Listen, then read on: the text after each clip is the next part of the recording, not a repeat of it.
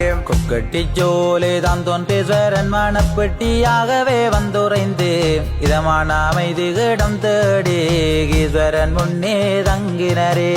வில்லுக்குளத்தோரம் கங்கையிலே மாடுகள் மேய்த்திடும் ஓருடையன் தாமரை தலையன் வெள்ளக்கிடாவை உரு கொடுப்பதாய் செய்தி சொன்னார். சந்தோஷமாக மகிழ்ந்துமேதான் வதனமாரங்கே செல்லையிலே வெள்ளைக்கிடாவும் அடங்காததாய் வதனமாரும் அங்கிருந்தனரே.